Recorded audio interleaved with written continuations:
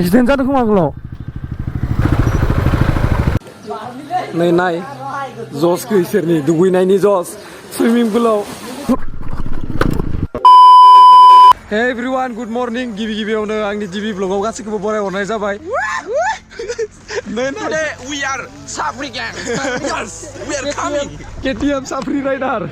Handsome. Saldi बहुत गोबावनि उनाव लोगो मोनदों. This is Rongya number 1 Sapri and number 2 Sapri. Nah ini beguno valid na lade. XYZ vlognya. Burma number 1. Jauh kumpri जाबाय दा आंनि गंसेदो. Ini उनाव जितु ब्र'आबो ओंखारबाय आरो. दा दिनै इन्टारनेशनेल राइड. Yes, international. खाथियावनो माने जानियाव फैदो नायो. दा गरमथारना जों माने दिनै मेन टारगेटआ जोङो भुटानाव माने हर थानाय सिस्टेमाव थांनायदो. दा थांनोसै. मा जायो? दा ओरै खोनानाय मथे सुइमिं पुलबो दङ होननाय खोनादो. दा एसे टेस्ट लायनि सुइमिं पुलनिबो एसे गोदै ना गोबाब ना मा इदि माबा. अके. जोङो होमबा थांसै माने इयो मैया हराव जानियाव दोङियोमोन. ओमफ्राय दा इबो गोबावथार जाबायनो इथिं भुटानाव थांनिया. दा जानिथिं फैनाय हिसाबै आं इखौ एसे बेरायगोन नाला हेगारहरनोसै आरो माला थाङो मोनथिया भुटानखौनो मोजां नुवाखै आङो एबारसो मोनसिगोन खेबसेबो भटार आइडि लाफ्लाखैमोन एबार अरिजिनेल भटार आइडि लाबखादो सब डकुमेन्ट दं फार्स्टखौ ओरै दिहुनगोन ओरै होगोन डाइरेक्ट इसोरनिया बार्थ सार्टिफिकेट गोजा नायनोसै दा नै इसना भटार आइडि गैयानो खिन्थु भटार आइडि आरो अरिजिनेल ड्राइभिं लाइसेन्स गिथारो हाबनोबा दा जोङो गैयाबाथाय मा रोखोम प्रसेस दं हाबनो हायो दा नोंथांमोना नायलांबाय था एक्सिडेन्ट जादों खोमा आगोलाव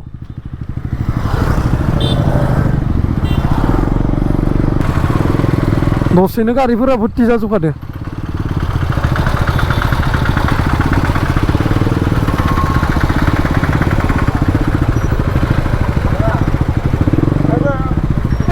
अ जामारदो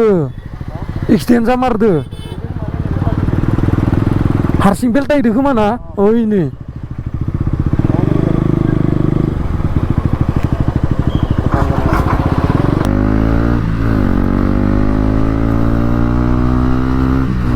BS4 सलाय BS6 आव फैनाय लोगो लोगो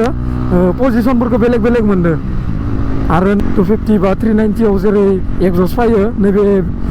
BS6 200 खौबो सालथिया माने एग्जस्ट लगायना लादोंमोन ओमफ्राय दा एग्जस्टखौ बख'ना गारबोदो एग्जस्ट गैया साउन्डआ बरिया फैदो नैबे दा तामुलपुर बाजार दिनै माबार दिनै फ्राइडेआव जायो तामुलपुर बाजार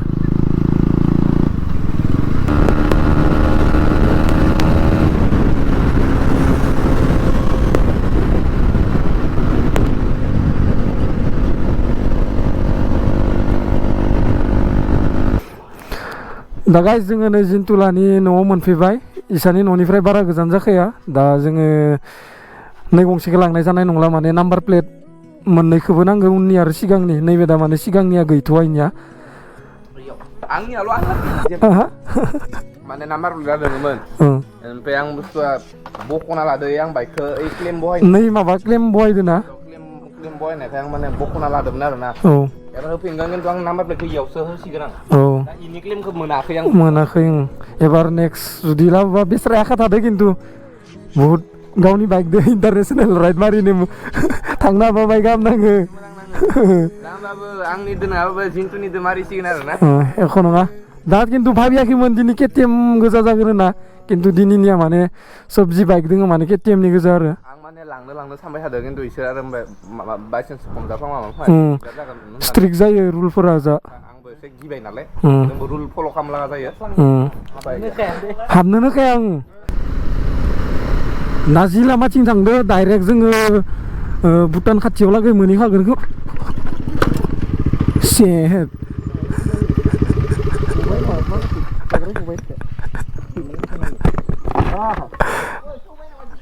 जिबौआ सौवाखै आंसो सफैबाय नायनि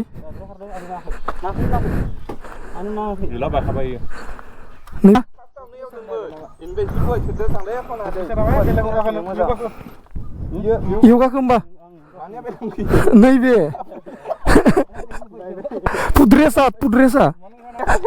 Kitwalay saniya bidaya. Antu digangasino las-lasay dikon reda. Unaw dagay nesto. Pitibuji ko ari tanah dengar. Antu akhirnya imun peru bayang ketau meneman. Aku kadang. Angno directly dengar dari footage nukagan. मानसिफोरा दे जों गोलैदियासै रावबो सुग्रोदोंबाबो फुटड्रेसा बायबाय आरो सालथिनिया बेखौथ' बायनानै मोनफिनगोन खिन्थु गोलैनानै जुदि मायबा मोनसे जायोमोनबाथ' फैसादोबो बायनो हाया मानसिनि मायबा मोनसे प्रब्लेम जानायमोनबा दा जिबौआनो खालामना होबाय मा होननो सिगांथि जिबौ बारथेना होदो डाइरेक्ट इसोरबो आरो हठात लाखिना होबाय आंबो आरो जिबौखौ नायनायावनो इसोरखौ हठात नुना होना ब्रेक हमना होबाबो थायासै बाइकआ दा एक्सिडेन्टआ बिदिनो जायो हमनो हाया माला मा समाव जाब्रबना होयो दा बाय दा वे मोजाङै जों भुटानाव थांनानै फैफिननो हाबानो जाबाय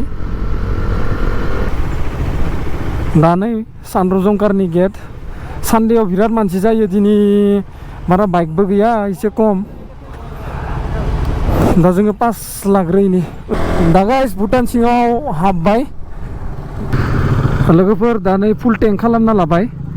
गासै 600आवनो फुल जादों बाय एक्सट्रा दंखायोमोन दोंनायालाय ओमफ्राय दा पेट्रलनि प्राइसआ 63.95 लामाफोरा जुदि मिथियाबा जानला मानला सलायना लाबाबो डाइरेक्ट फाइनफोरबो होनो गोनां जानो हानाय ध्रुबआथ' दिनै फार्स्ट टाइम हाबदो माने बाइकदो नङाबाथ' खैबारबा फिरायना फैबाय इयो दिनैबो ड्राइभिं लाइसेन्स अरिजिनालखौ लाबोनो बावगारदोंमोन थेवबो भटार कार्डखौ अरिजिनाल लाबोबायना ओमफ्राय साल्थि खानैयासो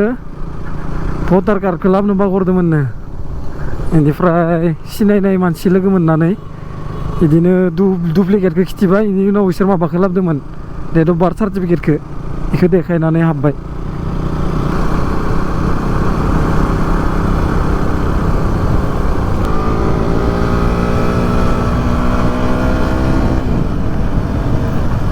नैखिनियाव माने मेघालयनि बादि फिल नाङो लामाखौ खेंख्रा खेंख्रिदो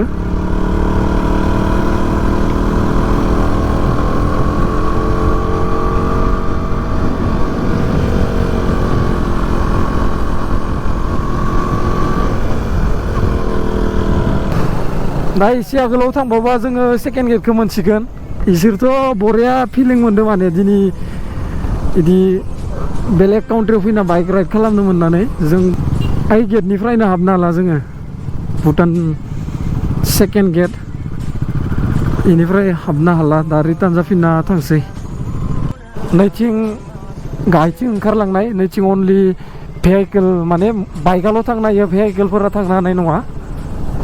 अनलि बाइकआल' ओमफ्राय सुइमिं पुला जाबाय नै बै खाथियावनो सुइमिं पुला जाय जाय फैफेराखै नै दालांनि मा जागोन लेफ्ट साइडैनो दोङो दालांनि सुइमिं पुला लोगोफोर नोंथांमोना नै हटेलनि नामखौ नायनालाय इय'जेर हटेल बेयाव सुइमिं पुलबो दङ खाथियावनो ओमफ्राय लड्सबो दङ बेनि उनाव फुड बार जानाय ओमफ्राय जों दा इयाव एन्ट्रि लाबायानो गाइस नै नोंथांमोना नायनो हागोन इसोरो माने दुगैबायानो दे सुइमिं पुलाव बिराद जस जोङो बाथरुमनि बाज्रुम दे राखय जों माबोरै गामिनि मानसि ना दे बार वाह नाइस ओइ बिबुं टायाराव बारलाय दे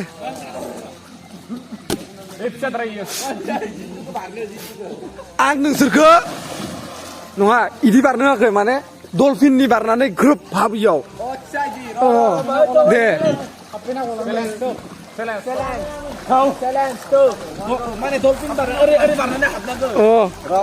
सोर जि टायार गिदिरखौ लायो ना माखौ लायो लाबानो जाबाय दे आं नायबो टायारा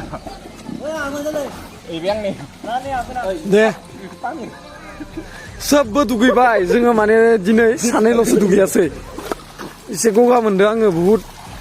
बोरैबा नाङो आं थान्दाबाथाय देहाखौ आं बारग्रोनोसै होमबा नों बारग्रो दे ओइ बारग्रोनो खासे बारग्रो लोगोफोर मिसाखौ मा होनो सिन्थुआ सानस्रिनो रोङा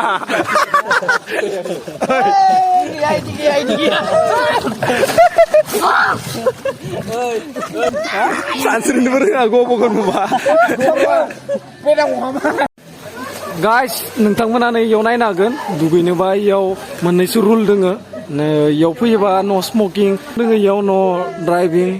डन्ट रान इयाव बारनाय बा जेनेबा खुदै गारनाय बा हासुनाय बेफोरखौ खालामनो होआखै इसोर दा दुगैगासिनो बरियानो चेलेन्ज नामा नोंसोरनि इयो दे come on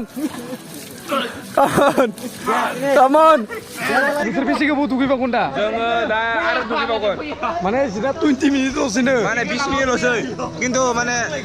बिला जेसां जायो जाहाथे दुगैबावनि 200 आव 1 आवर मोनो दे लोगोफोर दा इसोरना 20 मिनिटल'सै जोंनिया दा माने टाइमा 20 मिनिटल'सै जोंथ' माने दिनै हर थाखागोन नालाय जेसां हायो दुगैबावना लानि जों दा हर थानायनि प्लेनखौनो खालामखाबाय गाइस जों दा नैबे रुमखौ नायनो फैदो बेयाव माने लाइट थानो थाखाय 2000 नांगो बेडफोरा बेफोरबायदि नैबे मोनसेखौ लानोसै दे लादो पिक लालाय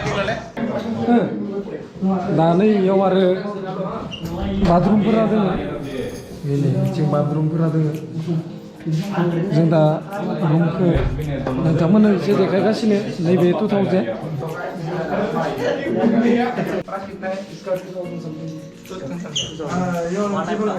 उसमें एसी है ये भी ऐसे हैं ट्रिपल यो कैसे सकान दे ये मोटा-मोटी समथिंग 5 ये ट्रिपल बेड है हमको मिल जाएगा सबको तो नहीं मिलेगा 3 मैंने से क्या मिलेगा 4 मिलेगा 4 में कितना जाएगा 2000 ना this room price is how much 2000 ना 2000 we can manage 6 या 5 ना as long as we can manage the capacity ना there's no problem then जों याव सजन थायो खादन थायो थानाय बाहेरनि भिउखौ नैबे माने टप फ्ल'राव दङ जों दा बेयावनो जासिगोन नैबे माने 2000 एसे गिदिर आरो रुमा बेयाव गासैबो थानो हागोन जों दा भुटानाव फार्स्ट टाइम हर थानानै मोजां नांदो दा जोङो मेगि जाखांदों नों ओंखाम जागोनजे दा माने जोङो मेगिफोरखौ टेस्ट नायदो सब बुस्थु टेस्ट नायबाय जोङो ब्लगखौ होमबा इखिनियावनो फोजोबनोसै नेक्स्ट ब्लगाव लोगो मोनगोन